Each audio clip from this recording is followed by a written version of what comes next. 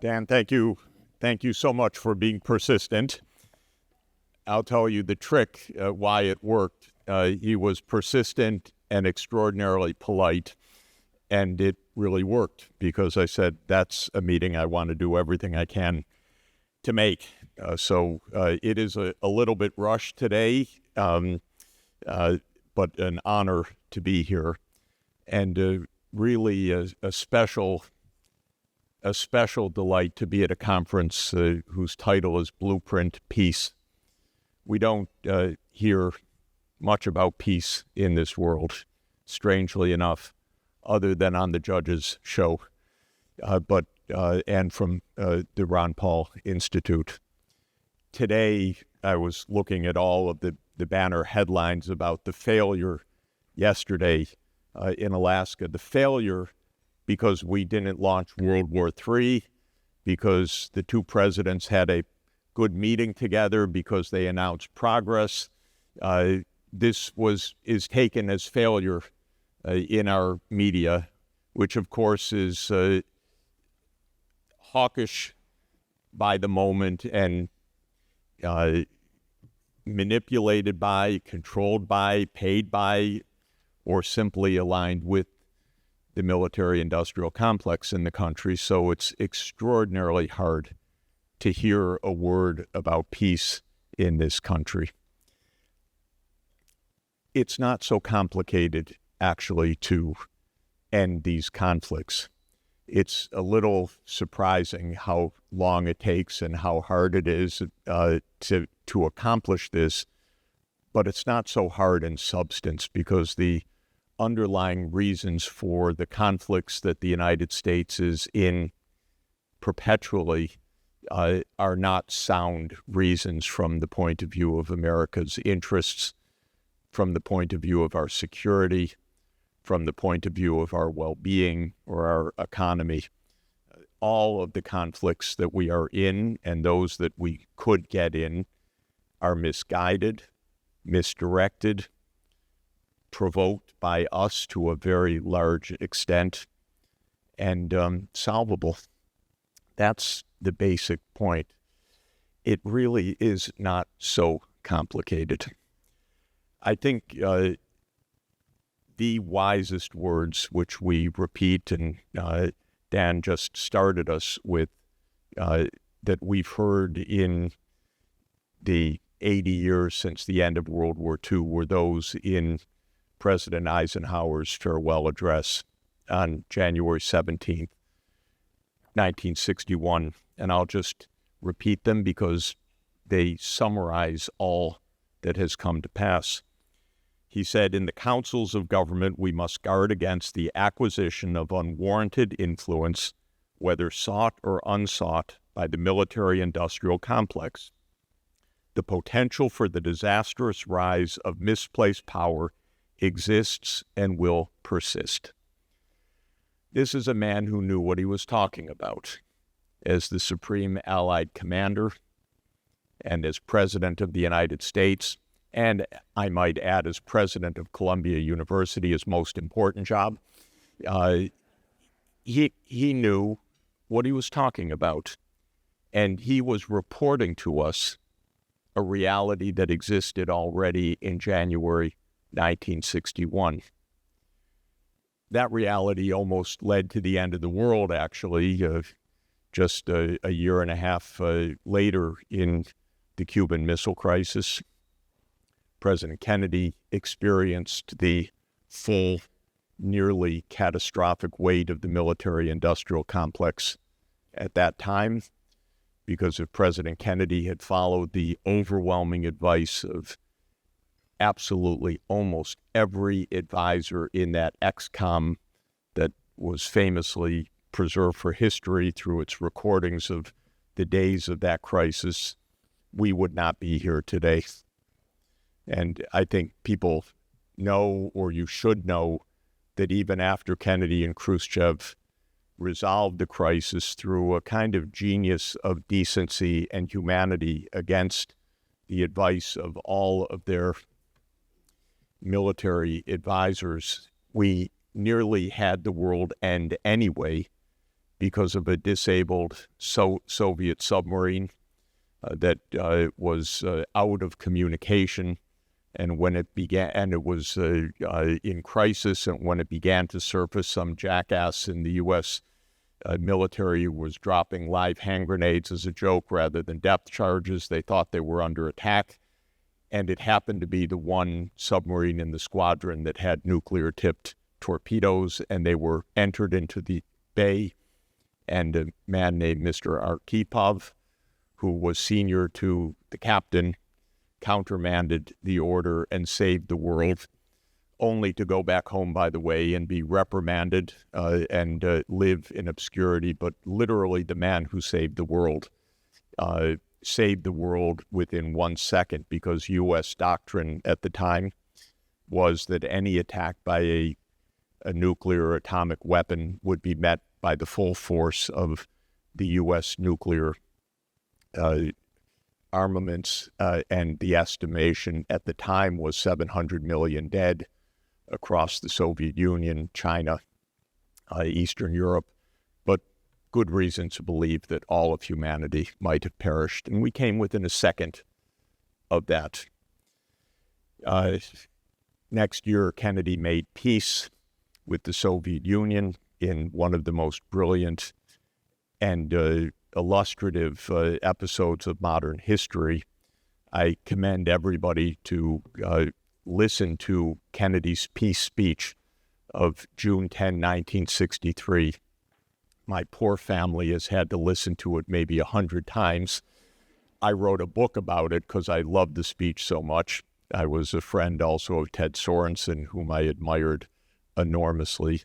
But Kennedy made peace by praising the Soviet Union at the height of the Cold War, talking about their valor, their culture, their scientific accomplishments, and the fact that both sides would perish in a conflict, so both sides could be depended on to seek peace. And Khrushchev heard the speech, immediately summoned Kennedy's envoy, Averell Harriman, said, "That's the finest speech by a modern American president. I want to make peace with your boss." And 5 weeks later, the Partial Nuclear Test Ban Treaty was signed. And about 4 months after that, in my opinion, the CIA killed Kennedy for that and for other crimes of trying to make peace. Maybe that explains the military-industrial complex as much as anything. Maybe our leaders are just afraid. They're afraid to make peace. They're afraid to step out of line. Maybe it is true, as some have said, that since John F. Kennedy, there hasn't been a president really that has been an independent actor in the American scene. I think it's an arguably correct point.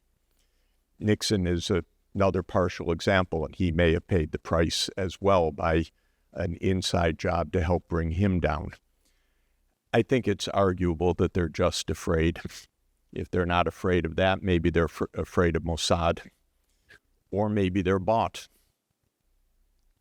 or maybe they don't understand, or maybe they read the New York Times.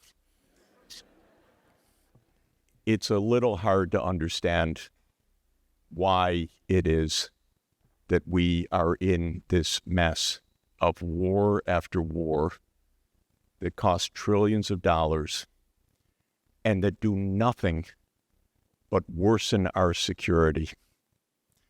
I happen to be a fan of the Doomsday Clock, which is the graphic of the Bulletin of Atomic Scientists unveiled in 1947, which tries to alert us with a considered opinion of how close or far we are from nuclear war and nuclear Armageddon. And as people who follow the Doomsday Clock will know, that when it was unveiled in 1947, it was 7 minutes from midnight. It went closer to midnight during the height of the Cold War.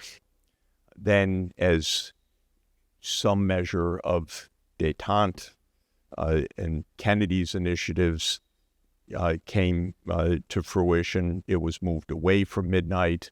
Then it came closer to midnight.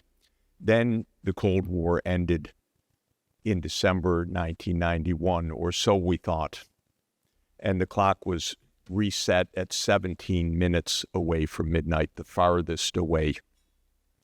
Every president since 1991 has been in a period in which the clock has moved closer to midnight. I would argue that every president since 1991, Clinton, Bush Jr., Obama, Trump 1, Biden, have moved us closer to disaster. That this isn't just an accident of their term. We had all of the ability to make peace in 1991. We chose not to. We chose not to consciously. The military-industrial complex and the lobbies, the Israel lobby and others, chose not to. They chose not to because they said after 1991, we are all powerful and now we can do what we want. And some of our so-called leaders and strategists put it exactly in those terms. Wolfowitz and others who had the doctrine that now we can do whatever we want. We can go to war anywhere we want. We can overthrow any government anywhere we want. I had a bit of a front row seat in those days because I fruitlessly was trying to get the United States to actually help the Soviet Union actively in 1990 and then to help Russia in 1991 and 1992 with financial assistance because of an urgent financial crisis that engulfed not randomly, but a failed economic system. But when a system fails and a society is in distress, I believe you help so that you don't get into worse trouble. So I had a front row seat. I was part of an effort as an advisor to President Gorbachev to try to enlist U.S. support for financial stabilization in a very deep crisis.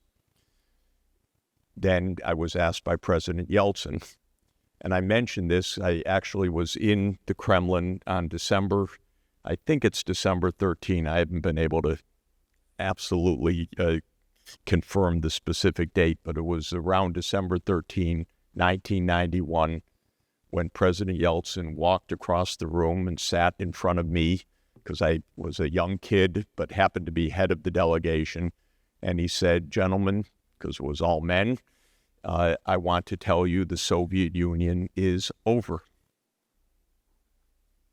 That's pretty interesting to hear that in the Kremlin. I kind of pinched myself, and then it was my turn to speak, and I said, "Mr. President, this is one of the greatest days in modern history, and I am sure that my country will come to your assistance to give you help, to help you stabilize, because I know how extreme the financial crisis is. I'm a financial economist. I've helped stabilize a number of hyperinflations. You need some urgent help, even just a standstill on debt service payments because you don't have foreign exchange reserves. This is a revolution. You need help to stabilize. But, Mr. President, I'm sure that this will happen." Incidentally, without digressing, I had said the same thing as Poland's advisor 2 years earlier. And when I made those recommendations as a technical economist, General Scowcroft, delivered within 8 hours the recommendations that I made, and Senator Dole. So I thought, I'm a pretty good economist, very convincing, and they'll do the same. Nothing of the sort. Then I got blamed for the lack of stabilization in Russia by many people, though it was exactly the opposite of what I had been saying, because we refused to provide any help whatsoever. And honestly, I could not quite figure it out. I knew that the people weren't very clever, but I still couldn't figure out why. To summarize, the reason why is that the Cold War did not end in December 1991. It was only midway.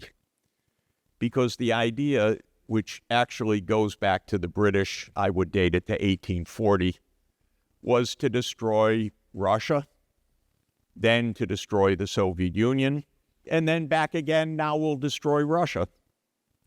And Brzezinski spelled it out, of course, in his book in 1997, The Grand Chessboard, opining that a NATO expansion eastward would be inevitable, that Russia would exceed. What could it do? He actually has a whole chapter reasoning that Russia would never side with China. Impossible, Zbig told us.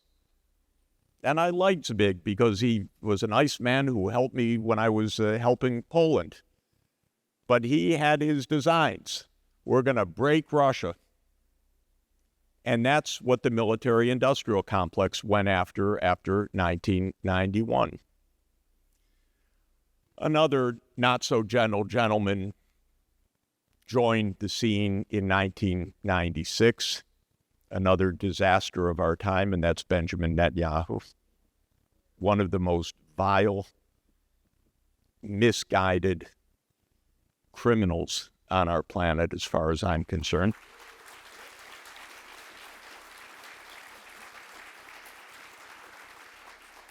Maybe you'll give me 58 standing ovations like Congress gave Netanyahu 58 standing ovations. But Netanyahu's idea was at a smaller scale, while the military-industrial complex of Wolfowitz and Feith and all these extraordinarily naive and ignorant people thought the U.S. would run the world. Israel decided, of course, it would control the Middle East, and it would do so on our tab and with our military and with our support. And so Netanyahu said, we're not going to make any compromises. It's even a funny term if you know the history of Zionism, that it's a compromise. We come in, you should leave, is the basic summary, but not even we'll divide the house. It was your house. We'll divide the house. We'll take 78%, you can have 22%. No. We'll take 100%, and there's a lot of places you can move to. What are you complaining about? You ingrate? That's the basis of the idea. And then the point is that a lot of people won't like that. There will be a militant reaction. And then Netanyahu's idea is you don't fight the militants, you fight the governments that back them. So we know, of course, from Wesley Clark, the famous story that he visited the Pentagon a week after 9/11, and he was shown the list of the 7 wars in 5 years, which was a neocon Israel concoction combined. We're going to take out all those governments, and that is Lebanon, Syria, Iraq, Iran, Somalia, Sudan, and Libya. You know what? We've been at war with all 7 of them. It didn't quite go to plan of 7 wars in 5 years because we got bogged down in each one. It didn't go to plan because it made a wasteland of several thousand kilometers from Libya to Iran.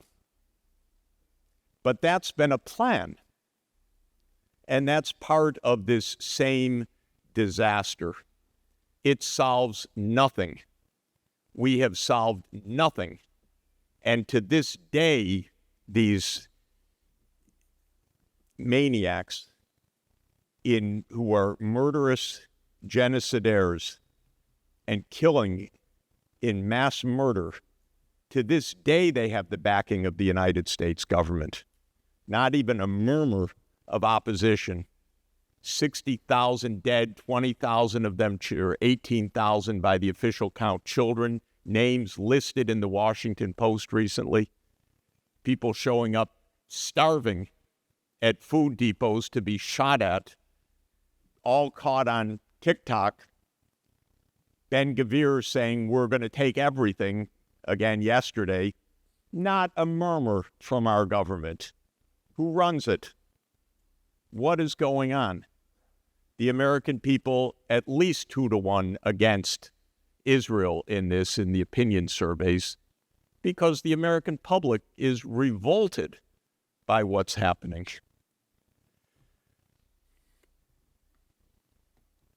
So this is why we're here. And yesterday was at least a glimmer of hope. It's just a glimmer. There's a battle going on, obviously, in Washington and in London. London is even worse than Washington, by the way, because they had centuries of insanity. If anyone's here from Britain, my apologies. But it's unbelievable. It shows you can lose your empire 80 years ago and still think you have it, and still think you run the world, and still think that America's your junior partner doing your mischief. MI6 is an absolute reckless, out-of-control disaster, and you look at a Starmer, oh my God, don't get me started. Do not get me started, because I will not get off the podium. Now, we had a doctrine issued 202 years ago, which is not remembered properly, the Monroe Doctrine. And I do want to remember it because it's sometimes taken as a bogeyman or sometimes taken as a statement of American foreign policy, but it's not taken correctly.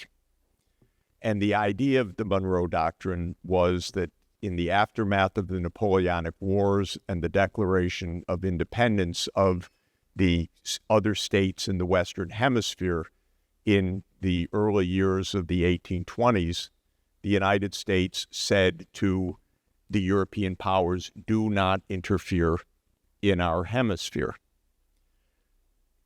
Okay, little bold, by the way, of the U.S. at the time. We were not exactly the strapping empire of the world compared to the European empires, but there was actually a very important part of it that I want to recall, and I want to read it. And I quote, it's from the message to Congress of President Monroe, December 2nd, 1823, with this part written by the Secretary of State, John Quincy Adams. He said, our policy in regard to Europe, which was adopted at an early stage of the wars that have so long agitated that quarter of the globe, nevertheless remains the same, which is not to interfere in the internal concerns of any of its powers. It was a reciprocal commitment. Stay out of our lane, we'll stay out of your lane. This is really smart advice, even smarter in a nuclear-armed world. Don't go to provoke. Don't think you run the world. Don't expand NATO eastward to Russia's border, for God's sake, after you have said repeatedly, explicitly, not ambiguously, to President Gorbachev and to other Soviet and Russian leaders that NATO would not move 1 inch eastward. And if you think it's a myth, go to the National Security Archive of George Washington University and pull out the dozens of documents or the clips of Hans Dietrich Genscher saying explicitly, this doesn't refer to a promise within Germany, this is in general, we're not going to move eastward.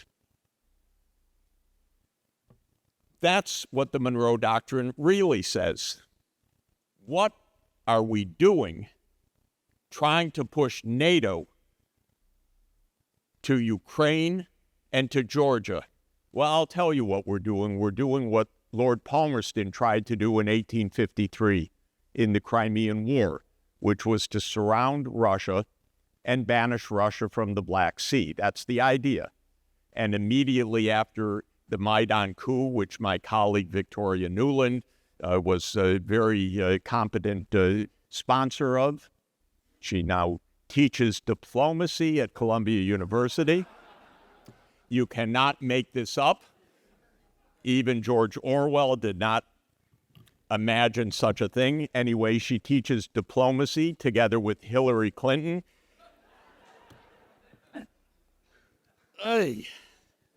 It's so weird. Anyway, the coup came, and immediately the post-coup government said, we don't think the Russians should be in Crimea. That is their naval base for the last 100, from 1783. I won't calculate the number of years. That was the idea. It was Palmerston's idea. It was Brzezinski's idea. That's not the Monroe Doctrine.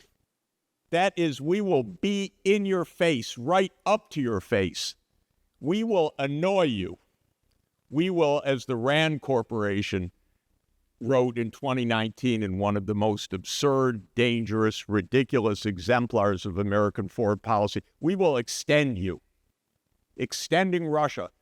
A document of a think tank, how to annoy Russia in 27 different ways. Is this really what we pay them for? How to provoke the other nuclear superpower with 6,000 nuclear weapons, and then wonder why the hand of the Doomsday Clock is 89 seconds to midnight? These people are crazy. Honestly, it's very, very dangerous. So I know nobody told me how long to speak, and I tend to speak about 6 hours. So I'm going to stop very shortly. Let me just say that all the major conflicts can be ended straightforwardly. The Ukraine war, the casus belli of the Ukraine war is NATO enlargement, U.S. coup, CIA operations all over Ukraine. Even the New York Times reported that one a couple of months ago. We've got to stop being in Russia's face. They know it. They know all of it. They were so kind as to post Victoria Nuland's call with Jeffrey Piat, choosing the next government. Thank you. They know all of it. They know who paid for the Maidan demonstrators. They've got everything. We've got to stop the provocations. And yes, by the way, there was no Russian demand for territory of any kind. Crimea, they wanted a 25-year lease, which they negotiated, President Putin and President Yanukovych. Not territory, not a claim. Even after the coup, Russia took back Crimea. No, NATO, you're not getting that base. But even when it came to the Donbass, they just said autonomy in this post-coup anti-Russia regime. The United States said no to that one, too. And incidentally, I'll share with you just one moment.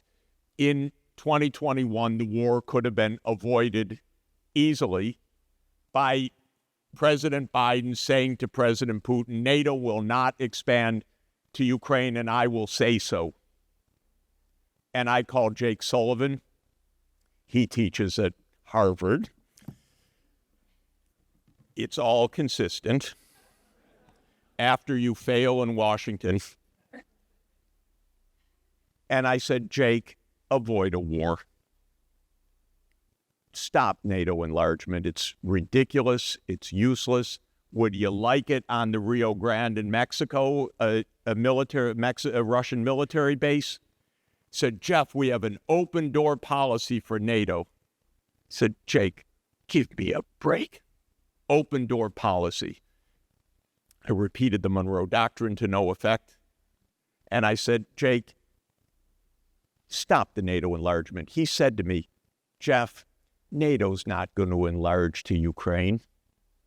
I said, Jake, we're going to have a war over something that's not going to happen? Why don't you say so?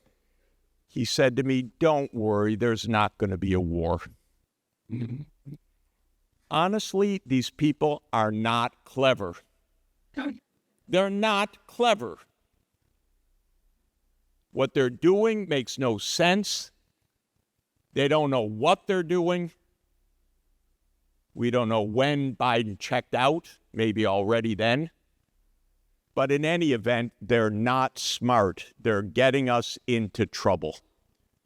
so we could make peace in Ukraine. Yesterday was a hint of it, but you could see the president is everything about our media, about the Congress, about the military-industrial complex, whether he has the skill or not, I don't know. But if he were a communicator and had the guts and what he should stand up and explain to the American people, this was about NATO enlargement, we're not going to do it. That would be the end.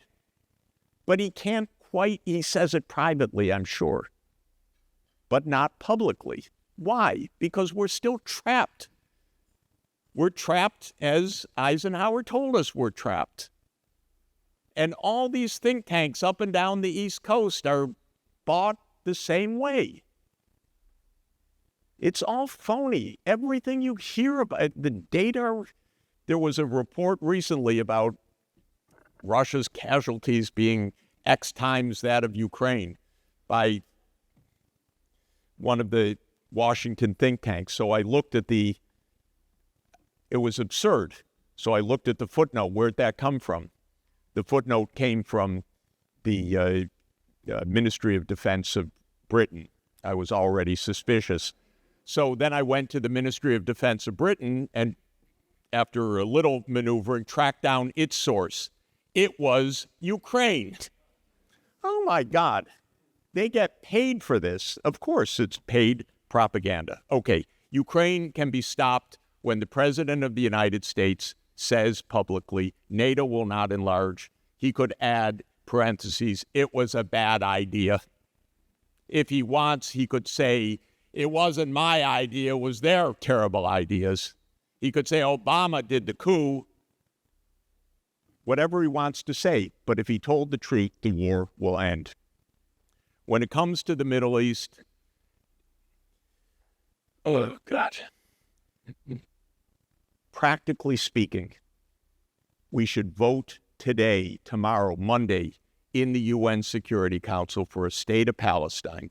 Alongside the state of Israel, you'd have 109.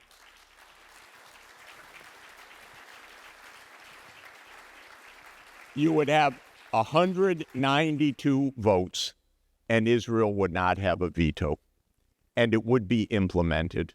And I speak with top leaders across the world in my job, including throughout the Middle East, all of the governments, with Iran, with the Organization of Islamic Cooperation, with presidents of Islamic majority countries all over the world, Indonesia, Malaysia, throughout Africa.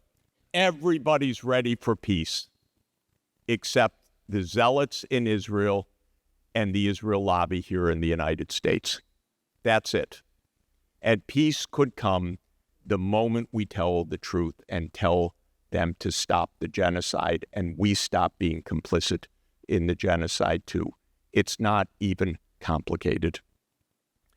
And finally, we are preparing for war with China now.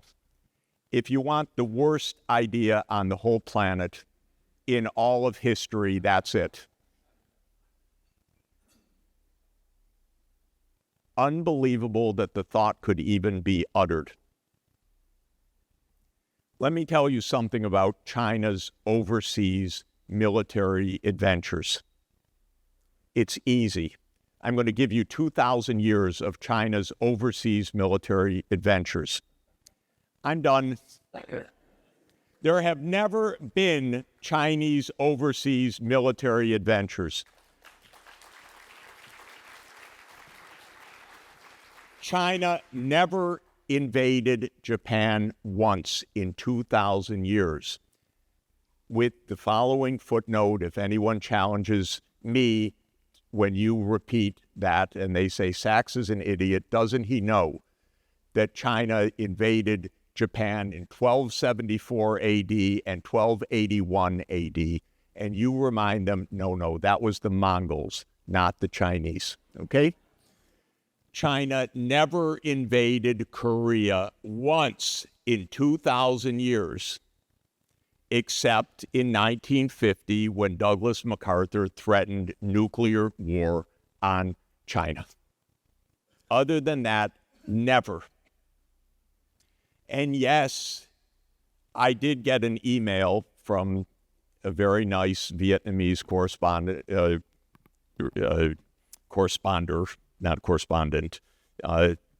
who said, Mr. Sachs, you underestimate, we've been at war with China for 2,000 years, Vietnam. I had to remind him that the actual war ended 1,050 years ago, and that there were two wars in the last 1,000 years, it's true. China did invade a northern province of Vietnam in 1410 AD, and the war lasted for 17 years to 1427, at which point the Chinese were defeated by the Vietnamese and by malaria, which is one of the reasons why they never did it. There is a disease zone and a tropical forest zone and a mountain zone, and they invaded Vietnam 1 month in 1979 after Vietnam had toppled their ally next door in Cambodia. It was 1 month. Other than that, 1,000 years. China's not going to invade the United States. It can't. It won't. It's not going to invade any place. And if there would be an invasion even of Taiwan, which is a province of China, it would be because the United States is unilaterally arming Taiwan against our diplomacy, against our treaties, against our 1982 communique, which said we would phase out arming Taiwan. The biggest risk we face is turning Taiwan into Ukraine. And we're way on the way to doing that, because the same thought processes in Washington are at work in East Asia. It's just that the consequences would be even more devastating. First for Taiwan, second for the United States, and third for the entire world. So let me end by saying not only could all these conflicts easily be resolved, but we should also look just a bit at the process, and I just want to mention a few quick points. First, it was already recognized by President Truman in 1963 publicly, soon after Kennedy's assassination, and already known before that the biggest mistake we made in 1947 was to give the CIA two jobs. One, intelligence, which we need, and two, covert operations, which is absolutely deadly for our security and for world peace. We should end all CIA covert operations, period.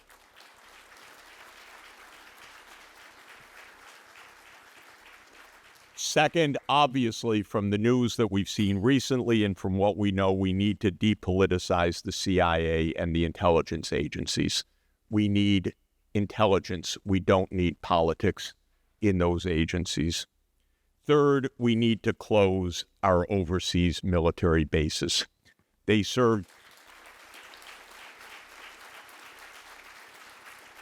They are hundreds of billions of dollars in 80 countries, 750 to 800 overseas military bases that only suborn politics all over the world, support covert operations, and create terrible expense and terrible crises.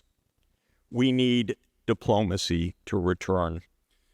J.D. Vance explained what he called the Trump Doctrine. I just want to say he got part of it right and one major part wrong. The doctrine is part right and a major part wrong. Vance said that the Trump Doctrine is first, articulate a clear American interest. Good. Second, aggressively seek a diplomatic solution. Good. Then the third, if diplomacy fails, use overwhelming military force to solve the issues, and then withdraw before it becomes no, I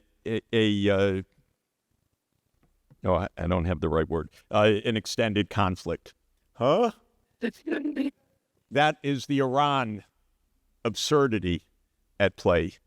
By the way, if that was aggressive diplomacy, you announce your next meeting is on Sunday and you bomb on Friday, and that's really going to solve your problems or enhance diplomacy.